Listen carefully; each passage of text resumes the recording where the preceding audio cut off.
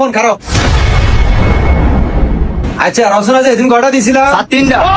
হ্যাঁ গুড, এই হলো আমার একটা ভদ্র ছাত্র। সাব্বাস। ভদ্র ছাত্র এর দ্বারা দিতে পারে, এতে ভালো ছাত্র এদা। এই আপন প্রথম রচনা গরুর রচনাটা ক। গরু রচনা। স্যার, গরু হচ্ছে আমাদের একটি গৃহপালিত প্রাণী। গরুর 2টি পা আছে, একটি লেজ আছে, কিন্তু গরু 4টি পা। গরু দ্বারা আমরা হাল চাষ করে থাকি। গরু আমাদের অনেক উপকৃত একটি প্রাণী। তবে রাখাল ভাইদের প্রতি আমাদের একটাই অনুরোধ, রাখাল ভাইরা গরু চড়াতে চড়াতে নদীর পার নিবে না, কারণ নদীতে রয়েছে একটি ভয়ঙ্কর জন্তু যার নাম কুমির। আর কুমিরের 4টি পা আছে, একটি ভারী চোয়াল আছে, যার দ্বারা গরুকে খেয়ে ফেলবে। তোর কইছি আমি গরুর রচনা কইতি, তুই কুমির আইলো খেলিগে দিকে। আচ্ছা বাদ দে, তো 2 নম্বর রচনা বাড়ির রচনা ক। বাড়ির রচনা। অনেকগুলো ঘর মিলে একটি বাড়ি হয়ে থাকে।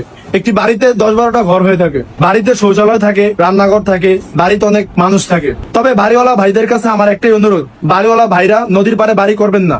রাতে আপনারা ঘুমারে কুমির আপনাকে টেনে নিয়ে যাবে, কারণ কুমিরের রয়েছে 4টি পা, একটি ভয়ঙ্কর চোয়াল, যা দ্বারা আপনাকে খেয়ে ফেলবে।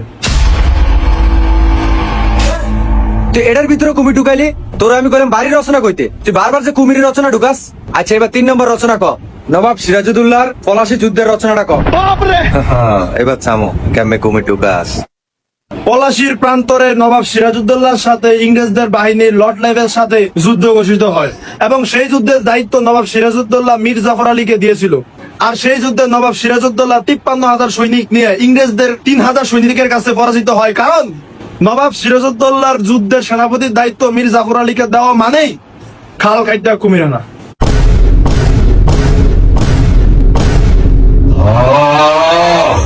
সুতরাং আমরা সবাই জানি কুমির একটি ভয়ঙ্কর জন্তু, যার 4টি পা আছে এবং একটি ভয়ঙ্কর সোয়াল আছে, যা দ্বারা মানুষকে খেয়ে ফেলে। দেখছো তুই জানোয়ারে এটার ভিতরে কুমির ঢুকাইছে। এটা কি কুমিরের রচনা রে? বাইরে বাইরে বাইরে, কাম ধরে ঘরে থাক।